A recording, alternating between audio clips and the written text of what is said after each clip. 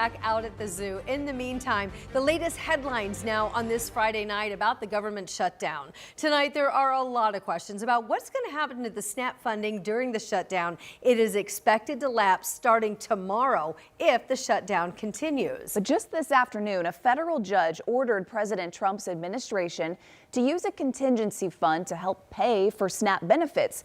But the administration has until Monday to let that judge know if they're going to do it. So let's bring in our State House reporter, Emily Longnecker, to help us break down exactly what we need to know here. Okay, so if you get SNAP benefits, you know that the money is loaded every month onto something called an EBT card. And here in Indiana, that happens on the 5th of every month, which is next Wednesday. Right now, if you still have money on that card that's left over from October, don't worry, it carries over. That money can still be used in anticipation of losing their SNAP benefits during the shutdown. We've already seen Hoosiers turning to local food pantries and food banks. Now, Indiana Democrats from the Indiana General Assembly are calling on Governor Braun and the state to send state dollars to help those food banks.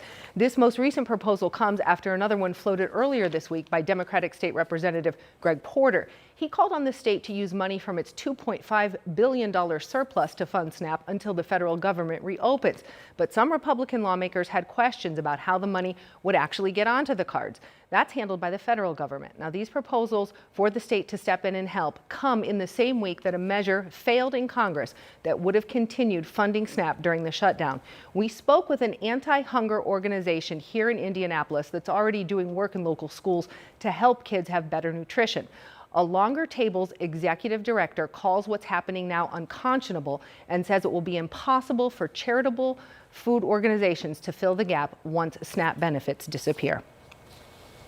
When SNAP funding isn't provided to families, they're going to look for other avenues, and school food will be one of those avenues that will be a really reliable source for kids to get meals every single day. According to the National Center for Education Statistics, more than 44% of Indiana's public school students qualified for free or reduced meals during the 2021-22 school year.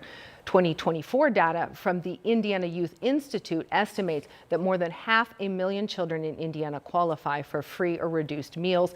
The Family Social Services Administration, the state agency that handles SNAP benefits in Indiana, they decide who qualifies for SNAP every month and how much money they should get. Now, we asked FSSA about Porter's proposal earlier this week. A spokesperson sent us a statement that said, "We appreciate Rep. Porter's concern, but the quickest and surest way to make sure 600,000 Hoosiers don't lose their SNAP benefits is for him to convince 7 of his fellow Democrats in the Senate to restore SNAP funding." So the wait begins on what the Trump administration is going to do with this federal ruling that says the federal government must use those contingency funds to fund SNAP during this shutdown. They have until Monday to respond as to whether they're going to partially or fully fund SNAP. In the meantime, folks who work in this food insecurity space, like the folks at Longer Table, they say the longer this continues, the more important those school lunches are going to be to those kids who get them, because they say that school lunch might end up being the most nutritious meal, or maybe the only meal a kid gets. Yeah. So that's where we're at. Okay, Emily, thanks for helping us understand that. Yep. Yeah.